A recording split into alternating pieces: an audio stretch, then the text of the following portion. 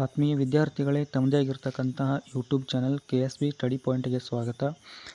ಈ ವಿಡಿಯೋದಲ್ಲಿ 6ನೇ ತರಗತಿ ವಿಜ್ಞಾನ ವಿಷಯಕ್ಕೆ ಸಂಬಂಧಪಟ್ಟಂತೆ ಪ್ರಥಮ ಸಂಕಲನಾತ್ಮಕ ಮೌಲ್ಯಮಾಪನ essay 1 ಅಂತ ಕರಿತೀವಿ. ಈ essay 1 ಈ ಒಂದು ಪ್ರಶ್ನೆ ಪತ್ರಿಕೆಯನ್ನು ಈ ವಿಡಿಯೋದಲ್ಲಿ ಉತ್ತರ ಸಹಿತ ಇಲ್ಲಿ ನೋಡ್ತಾ ಹೋಗೋಣ. ಸೊ ಅದಕ್ಕೆ ಮುಂಚೆ ನೀವಿನ್ನೂ ನಮ್ಮ ಚಾನಲ್ ಸಬ್ಸ್ಕ್ರೈಬ್ ಮಾಡಲಿಕ್ಕಂದರೆ ದಯವಿಟ್ಟು ಸಬ್ಸ್ಕ್ರೈಬ್ ಮಾಡ್ಕೊಳ್ಳಿ. ಸೊ ವಿಡಿಯೋನ ಇಲ್ಲಿ ಸ್ಟಾರ್ಟ್ ಮಾಡ್ತಾ ಇದ್ದೀನಿ. ಮುಖ್ಯ ಪ್ರಶ್ನೆ 1ರಲ್ಲಿ ಸರಿಯಾದ ಉತ್ತರವನ್ನು ಆಯ್ಕೆ ಮಾಡಿಕೊಂಡು ಬರಬೇಕು. ಮೊದಲೇ ಪ್ರಶ್ನೆ, ಕುತೂಹಲ ನಮಗೆ ಏನನ್ನು ಕೇಳಲು ಪ್ರೇರಣೆ ನೀಡುತ್ತದೆ ಅಂತೇಳಿ ಒಂದು ಪ್ರಶ್ನೆ ಇದೆ. ಇದಕ್ಕೆ ಉತ್ತರ ಯಾವುದಪ್ಪ ಅಂದ್ರೆ ಪ್ರಶ್ನೆ ಅಂತಕ್ಕಂಥದ್ದು.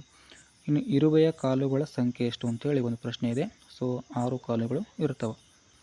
ನೆಕ್ಸ್ಟ್ 3ನೇ ಪ್ರಶ್ನೆ, ಮೊಳಕೆ ಕಟ್ಟಿದ ಹುರುಳಿಕಾಳು ಹೆಸರು ಕಾಳುಗಳಲ್ಲಿ ಸಮೃದ್ಧವಾಗಿರುವ ಪೋಷಕಾಂಶ ಅಂತೇಳಿ ಒಂದು ಪ್ರಶ್ನೆ ಇದೆ. ಸೊ ಇದಕ್ಕೆ ಉತ್ತರ ಯಾವುದು ಅಂದ್ರೆ ಖನಿಜ ಅಂತಕ್ಕಂಥದ್ದು ಉತ್ತರ ಆಗ್ತದೆ. ನೆಕ್ಸ್ಟು ಮುಖ್ಯ ಪ್ರಶ್ನೆಯಲ್ಲಿ ಒಂದು ಹೇಳಿಕೆ ಸರಿ ಇದ್ದರೆ ಸರಿ ಅಂತೇಳಿ ಗುರುತಿಸಬೇಕು, ತಪ್ಪಿದ್ದರೆ ತಪ್ಪು ಅಂತೇಳಿ ಗುರುತಿಸಬೇಕು. 4ನೇ ಪ್ರಶ್ನೆ, ಕಾಂತಗಳು ಮರದ ತುಂಡನ್ನು ಆಕರ್ಷಿಸುತ್ತವೆ ಅಂತೇಳಿ. ಸೊ ಇದು ತಪ್ಪಾದ ಒಂದು ಹೇಳಿಕೆ.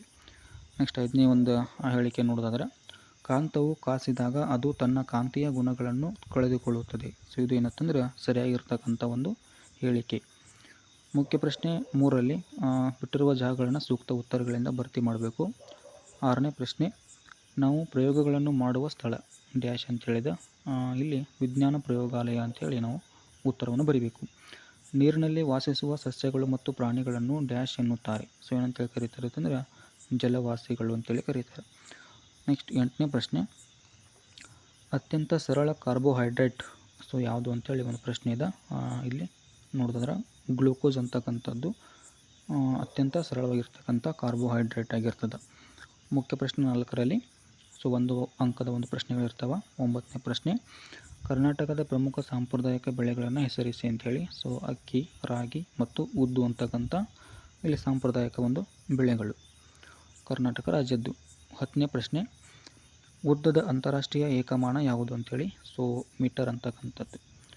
11ನೇದು, ಚಲನೆ ಪದವನ್ನು ವ್ಯಾಖ್ಯಾನಿಸಿ ಅಂತೇಳಿ. ಸೊ ಒಂದು ನಿರ್ದೇಶಕ ಬಿಂದುವಿನಿಂದ ಕಾಲದೊಂದಿಗೆ ಕಾಯದ ಸ್ಥಾನದಲ್ಲಾಗುವ ಬದಲಾವಣೆಗೆ ಏನಂತೇಳಿ ಕರಿತೀವಿ ಅಂತಂದರೆ ಚಲನೆ ಅಂತೇಳಿ ಕರಿತೀವಿ. ನೆಕ್ಸ್ಟ್ 12ನೇದು, ಭ್ರಮಣ ಚಲನೆಗೆ ಒಂದು ಉದಾಹರಣೆ ಕೊಡಿ ಅಂತೇಳಿ. ಸೊ ಉತ್ತರ ಅಥವಾ ಉದಾಹರಣೆ ನೋಡಿದಾದ್ರೆ ಭ್ರಮಿಸುತ್ತಿರುವ ಬುಗುರಿ. ಸೊ ಏನಾಗ್ತೈತಪ್ಪ ಅಂದ್ರೆ ಭ್ರಮಣ ಚಲನೆಗೆ ಒಂದು ಅತ್ಯುತ್ತಮ ಉದಾಹರಣೆ. ಮುಖ್ಯ ಪ್ರಶ್ನೆ 5ರಲ್ಲಿ ಸೊ 2 ಅಂಕದ ಒಂದು ಪ್ರಶ್ನೆ. 13ನೇ ಪ್ರಶ್ನೆ ಏನಂತಂದ್ರೆ ವಿಜ್ಞಾನ ಎಂದರೇನು ಅಂತೇಳಿ. ಸೊ ವಿಜ್ಞಾನವು ನಾವು ವಾಸಿಸುತ್ತಿರುವ ಜಗತ್ತನ್ನು ಅರ್ಥ ಮಾಡಿಕೊಳ್ಳಲು ಮತ್ತು ಈ ಬ್ರಹ್ಮಾಂಡದ ರಹಸ್ಯಗಳನ್ನು ಹೊರಗಿಡಲು ಆಲೋಚಿಸುವ, ವೀಕ್ಷಿಸುವ ಮತ್ತು ಕಾರ್ಯ ನಡೆಸುವ ವಿಧಾನ ಯಾವುದಂತಂದ್ರೆ ವಿಜ್ಞಾನ ಅಂತಕ್ಕಂಥದ್ದು. 14ನೇ ಪ್ರಶ್ನೆ, ವಿಜ್ಞಾನದಲ್ಲಿ ವೀಕ್ಷಣೆಯ ಪಾತ್ರವನ್ನು ವಿವರಿಸಿ ಅಂತೇಳಿ. ಇಲ್ಲಿ ಪಾತ್ರ ಏನಂತಂದ್ರೆ ವೀಕ್ಷಣೆಯ ಒಂದು ಏನಪ್ಪ ಅಂತಂದ್ರೆ ಪ್ರಥಮ ಹಾಗೂ ಪ್ರಮುಖವಾಗಿರ್ತಕ್ಕಂಥ ಹಂತ ಅಂತೇಳಿ ನೋಡ್ತೀವಿ. ನೆಕ್ಸ್ಟು ಸೂಕ್ಷ್ಮವಾಗಿ ಮಾಡಿರ್ತಕ್ಕಂಥ ಅವಲೋಕನವು ವೈಜ್ಞಾನಿಕ ಮಾಹಿತಿಯನ್ನು ಸಂಗ್ರಹಿಸಲು, ತಾತ್ವಿಕತೆಗಳನ್ನು ಗುರುತಿಸಲು ಮತ್ತು ಮುಂದಿನ ಪರಿಶೀಲನೆಗೆ ಸೂಕ್ತವಾದ ಪ್ರಶ್ನೆಗಳಲ್ಲಿ ಕೇಳಲು ಏನಾಗ್ತೈತಪ್ಪ ಅಂದ್ರೆ ಸಹಾಯಕಾರಿ ಆಗ್ತದೆ.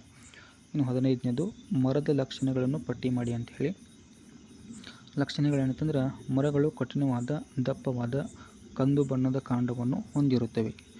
ನೆಕ್ಸ್ಟು ರೆಂಬೆಗಳು ವಿಶಿಷ್ಟವಾದ ಕಾಂಡದ ಮೇಲಿನ ಭಾಗದಲ್ಲಿ ನೆಲದಿಂದ ಎತ್ತರದಲ್ಲಿ ಪ್ರಾರಂಭವಾಗುತ್ತವೆ. ಸೊ ಇದು ಕೂಡ ಏನಂತಂದ್ರೆ ಇಲ್ಲಿ ಮರದ ಲಕ್ಷಣ ಅಂತೇಳಿ ನೋಡ್ತೀವಿ. ನೆಕ್ಸ್ಟ್ 16ನೇ ಪ್ರಶ್ನೆ, ತಾಯಿ ಬೇರು ಮತ್ತು ತುಂತು ಬೇರು ವ್ಯವಸ್ಥೆಗಳ ಚಿತ್ರವನ್ನು ಬಿಡಿಸಿ ಅಂತೇಳಿ. ಇಲ್ಲಿ ಚಿತ್ರಣ ಸೊ ಆಲ್ರೆಡಿ ನಿಮಗೆ ಕೊಟ್ಟಿರ್ತೀನಿ ನೋಡಿ. ಸೊ ಇದು ಏನಪ್ಪ ಅಂದ್ರೆ ತಾಯಿ ಬೇರು ಆಮೇಲೆ ತಂತು ಬೇರು ಅಂತೇಳಿ. ಸೊ ಇದನ್ನು ನೀವು ನೋಡ್ಕೊಳ್ಬೋದು. ನೆಕ್ಸ್ಟು 17ನೇ ಪ್ರಶ್ನೆ, ಕೆಳಗಿನವುಗಳಲ್ಲಿ ಏನಪ್ಪ ಅಂದ್ರೆ ಹೆಸರಿಸಿ ಅಂತೇಳಿದ. ಸೊ ಮೊದಲೇದು ಎ ಅಂತಕ್ಕಂಥದ್ದು ಶಕ್ತಿ ಒದಗಿಸುವ ಪೋಷಕಗಳು ಕಾರ್ಬೋಹೈಡ್ರೇಟ್ ಕೊಬ್ಬು ಅಂತೇಳಿ. ಇನ್ನು ಬಿ ಯಾವುದಂದ್ರೆ ದೇಹ ನಿರ್ಮಾಣಕರ ಪೋಷಕಗಳು ಅಂತೇಳಿ. ಸೊ ಯಾವತ್ತಂದ್ರೆ ಪ್ರೋಟೀನ್ ಮತ್ತು ವಿಟಮಿನ್ ಅಂಥೇಳಿ. ನೆಕ್ಸ್ಟ್ 18ನೇ ಪ್ರಶ್ನೆ, ಆಹಾರದ ಮೈಲುಗಳು ಎಂದರೇನು ಅಂತೇಳಿ. ಆಮೇಲೆ ಆಹಾರ ಮೈಲು ಕಡಿಮೆ ಮಾಡುವುದರಿಂದ ಆಗುವ ಅನುಕೂಲತೆಗಳನ್ನು ಪಟ್ಟಿ ಮಾಡಿ ಅಂತೇಳಿ. ಇಲ್ಲಿ ಉತ್ತರವನ್ನು ನೋಡೋಣ. ಸೊ ಯಾವುದೇ ಆಹಾರ ಪದಾರ್ಥದ ಚೀಲವು ಉತ್ಪಾದಕರಿಂದ ಗ್ರಾಹಕನಿಗೆ ಅಂದ್ರೆ ತಲುಪುವವರೆಗೆ ಪ್ರಯಾಣಿಸುವ ಸಂಪೂರ್ಣ ದೂರವನ್ನು ಅದರ ಆಹಾರ ಮೈಲು ಅಂತೇಳಿ ನಾವು ಕರಿತೀವಿ. ಇನ್ನು ಆಹಾರ ಮೈಲುಗಳನ್ನು ಕಡಿಮೆ ಮಾಡೋದರಿಂದ ಆಗ್ತಕ್ಕಂಥ ಅನುಕೂಲಗಳು ಯಾವುದಂದಾಗ ಸಾಗಾಣಿಕೆಯ ಸಮಯದಲ್ಲಿ ವೆಚ್ಚ ಮತ್ತು ಮಾಲಿನ್ಯವನ್ನು ಕಡಿಮೆ ಮಾಡುತ್ತದೆ, ಸ್ಥಳೀಯ ರೈತರನ್ನು ಬೆಂಬಲಿಸಲು ಸಹಾಯ ಮಾಡುತ್ತದೆ. ಅಷ್ಟೇ ಅಲ್ಲದೆ ಇದು ನಮ್ಮ ಆಹಾರವನ್ನು ತಾಜಾ ಮತ್ತು ಆರೋಗ್ಯಕರವಾಗಿ ಕೂಡ ಇರಿಸ್ತದೆ. ಸೊ ಹಾಗಾಗಿ ಈ ಒಂದು ಪ್ರಶ್ನೆಗೆ ಎಷ್ಟು ಉತ್ತರವನ್ನು ಬರೀಬೋದು. ನೆಕ್ಸ್ಟ್ 19ನೇ ಪ್ರಶ್ನೆ ಯಾವುದಂತಂದರೆ ಕಾಂತದ ಯಾವುದಾದರೂ 4 ಗುಣಗಳನ್ನು ಪಟ್ಟಿ ಮಾಡಿ ಅಂತೇಳಿ. ಕಾಂತಗಳ ಒಂದು ಗುಣಗಳು ಏನಪ್ಪ ಅಂದರೆ ಈ ಕೆಳಗಿನಂತ ನಾವು ನೋಡ್ಬೋದು. ಸೊ ಕಾಂತಗಳಿಗೆ 2 ದ್ರವಗಳಿರ್ತವೆ, ಅದು ಉತ್ತರ ಮತ್ತು ದಕ್ಷಿಣ ಅಂತೇಳಿ. ಕಾಂತಗಳು ಕಾಂತೀಯ ವಸ್ತುಗಳನ್ನು ಆಕರ್ಷಿಸ್ತವೆ. ಸೊ ಸಜಾತೀಯ ಧ್ರುವಗಳು ಪರಸ್ಪರ ಏಕೀಕರಿಸಲ್ಪಡ್ತವೆ ಅಂತೇಳಿ ನೋಡ್ತೀವಿ. ಇನ್ನು ವಿಜಾತೀಯ ಧ್ರುವಗಳು ಪರಸ್ಪರ ಆಕರ್ಷಿಸ್ತವೆ ಅಂತೇಳಿ ಇಷ್ಟು ಗುಣಗಳನ್ನು ಇಲ್ಲಿ ನಾವು ಬರಿಬೋದು ಕಾಂತದ. 20ನೇ ಪ್ರಶ್ನೆ ಏನಂತಂದ್ರೆ ಕಾಂತೀಯ ದಿಕ್ಸೂಚಿಯು ವಿಶ್ರಾಂತ ಸ್ಥಿತಿಯಲ್ಲಿ ಉತ್ತರ ದಕ್ಷಿಣ ದಿಕ್ಕಿನಲ್ಲಿ ವಿಶ್ರಾಂತಿಸುತ್ತದೆ. ಇದಕ್ಕೆ ಕಾರಣವನ್ನು ಕೊಡಬೇಕು. ಸೊ ಇಲ್ಲಿ ನೋಡ್ರಿ, ಭೂಮಿಯು ಕೂಡ ಏನಪ್ಪ ಅಂದ್ರೆ ಒಂದು ಬೃಹತ್ತಾಗಿರ್ತಕ್ಕಂಥ ಕಾಂತದಂತೆ ವರ್ತಿಸುತ್ತದೆ. ಸೊ ಹಾಗಾಗಿ ಕಾಂತೀಯ ದಿಕ್ಸೂಚಿ ಯಾವಾಗಲೂ ಕೂಡ ಉತ್ತರ ದಕ್ಷಿಣ ದಿಕ್ಕಿನಲ್ಲಿ ವಿಶ್ರಾಂತಿಗೆ ಬರುತ್ತದೆ. ಇಲ್ಲಿ ನೆಕ್ಸ್ಟ್ ಯಾವುದಂದ್ರೆ 21ನೇ ಪ್ರಶ್ನೆ. ಸೊ 1.5 ಕಿಲೋಮೀಟರ್ ಏನಪ್ಪ ಅಂದರೆ ಇಲ್ಲಿ ಮೀಟರ್ಗೆ ಅದನ್ನು ಪರಿವರ್ತಿಸಬೇಕು. ಇಲ್ಲಿ ನೋಡಿದ್ರೆ ಸೊ 1.5 ಮೈನಸ್ 1.5 ಇಂಟು 1000 ಮೀಟರ್ ಅಂತೇಳಿ. ಸೊ ಇದಕ್ಕೆ ಉತ್ತರ ಯಾವುದಂದ್ರೆ 1500 ಮೀಟರ್ ಅಂತೇಳಿ. ಸೊ ಇಲ್ಲಿ ಉತ್ತರ ಆಗ್ತದೆ. ನೆಕ್ಸ್ಟು 22ನೇ ಪ್ರಶ್ನೆ ಆವರ್ತಕ ಚಲನೆ ಎಂದರೇನು, ಉದಾಹರಣೆ ಕೊಡಿ ಅಂಥೇಳಿ. ಉತ್ತರವನ್ನು ನೋಡೋದಾದ್ರೆ ಸೊ ಆವರ್ತಕ ಚಲನೆ ಅಂತಂದ್ರೆ ನಿರ್ದಿಷ್ಟ ಕಾಲಾವಧಿಯಲ್ಲಿ ಪುನರಾವರ್ತನೆ ಆಗುವ ವಸ್ತುವಿನ ಚಲನೆಯನ್ನು ಆವರ್ತಕ ಚಲನೆ ಅಂತೇಳಿ ಕರೀತಾರೆ. ಸೊ ಉದಾಹರಣೆ ನೋಡೋದಾದ್ರೆ ಲೋಲಕದ ಚಲನೆ, ಗಡಿಯಾರದಲ್ಲಿನ ಸೆಕೆಂಡ್ ತೋರುವ ಮುಳ್ಳಿನ ತುದಿಯ ಒಂದು ಚಲನೆ. ಇನ್ನು ಮುಖ್ಯ ಪ್ರಶ್ನೆ 6ರಲ್ಲಿ ಸೊ 2 ಅಂಕದ ಒಂದು ಪ್ರಶ್ನೆ.